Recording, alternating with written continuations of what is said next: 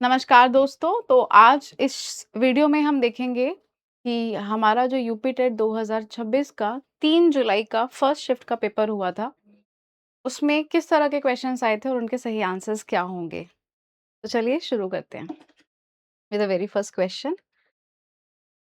तो सबसे पहला क्वेश्चन है, क्वेश्चन नंबर 61 से हमारे इंग्लिश का सेक्शन शुरू होता है। सबसे पहला क्वेश्चन है आपका, करेक्टली एक्सप्रेसेस फॉर्मल रिक्वेस्ट, ठीक है, और इसका आंसर होना चाहिए था आपका ऑप्शन सी। ठीक है, क्या होना चाहिए था? Option C. और 62 पर आते हैं, इम्पैकेबल, है ना? इम्पैकेबल का मतलब होता है जिसके अंदर कोई कमी ना हो, तो क्या हो जाएगा? फॉल्टलेस। ठीक है, चलिए नेक्स्ट मूव करेंगे। नेक्स्ट क्वेश्चन है आपका, which kind of adjective is used and in which the adjective kind use and usage are grammatically accurate, जिसके अंदर दोनों चीजें सही हैं।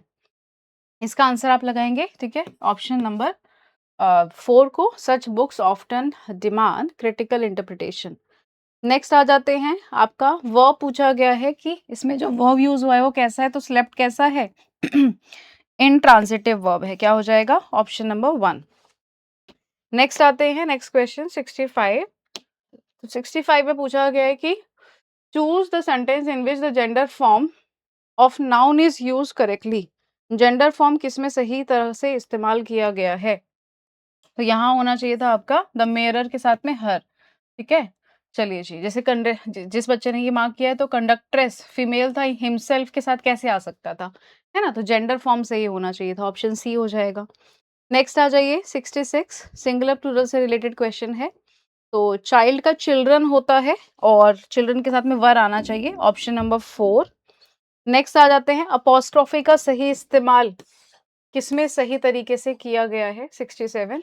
तो इसका आंसर होना चाहिए था आपका ऑप्शन नंबर 1, टीचर्स ज़्यादा हैं और बुक नहीं, यहाँ ये भी नहीं होगा।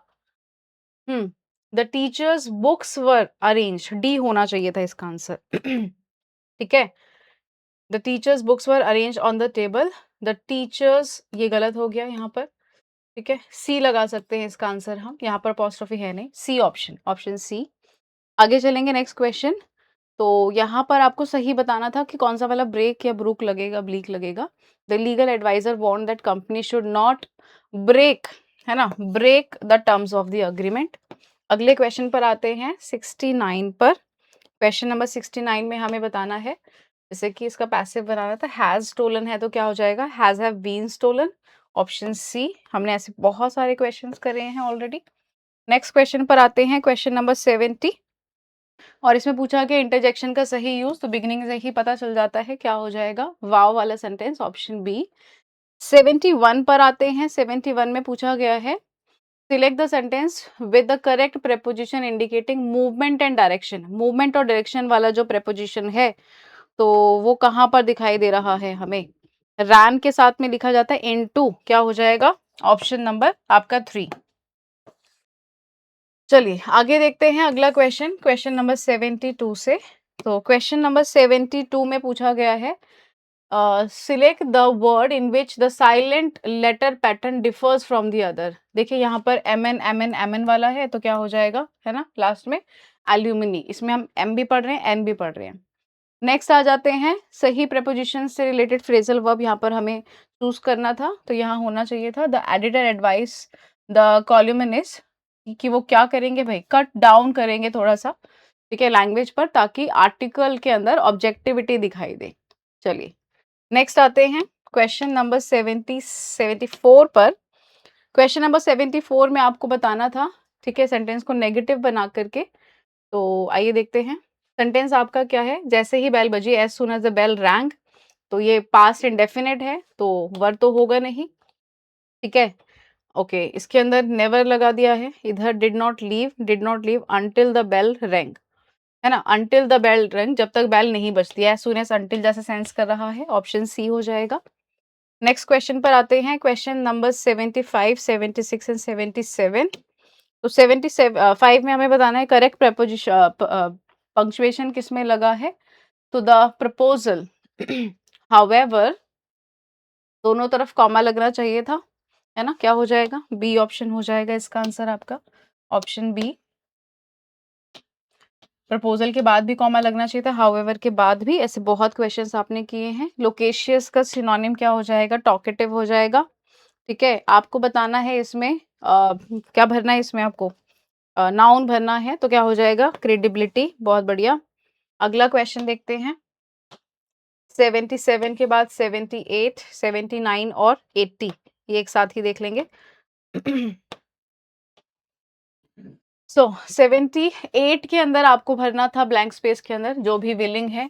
सेम क्वेश्चन आपका पूछा गया था लास्ट डे वाले के अंदर, सेकेंड जुलाई फर्स्ट शिफ्ट के अंदर सेम तरह का ये क्वेश्चन पूछा गया है। नेक्स्ट आ जाते हैं, डबल प्रेपोजिशन बतानी है आपको किस में लगी है?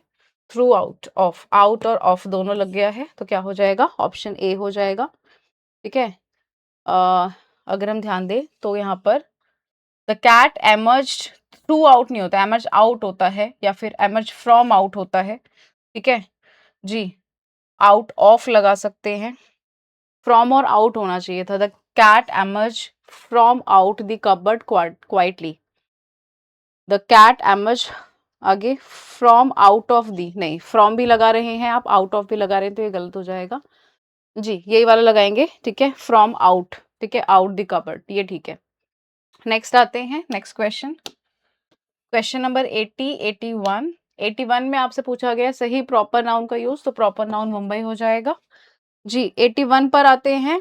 81 में आपसे पूछा गया है करेक्टली पंक्चुएटेड सेंटेंस, तो द इंस्ट्रक्शंस वाज सिंपल, री, है ना, red carefully answered, simple red carefully answers, इसका हम कर सकते हैं सिंपल थे, आराम से पढ़ लिए गए तभी, है ना। ये आगे जो आपका चल रहा है वो अलग अलग बातें हैं, तो एक बात के बाद अलग अलग उसको एक्सप्लेन करता है, तो उसमें हम कॉलन का यूज करते हैं। ठीक है, 82 को देखेंगे जरा, अच्छा पेपर बना है ये। ठीक है, इजी टू मॉडरेट कह सकते हैं। नेक्स्ट आते हैं, the which of the following correctly converts the sentence into reported speech. ठीक है, साइंटिस्ट सेड हो गया, अर्थ रिवॉल्व्स अराउंड द सन, ऐसी बात है जो कि हमेशा सेम ही रहेगी, इसको हमें चेंज नहीं करना है, तो क्या हो जाएगा? Option number 4। नेक्स्ट आते हैं, नेक्स्ट क्वेश्चन, क्वेश्चन नंबर 83, 84 को देखेंगे जरा।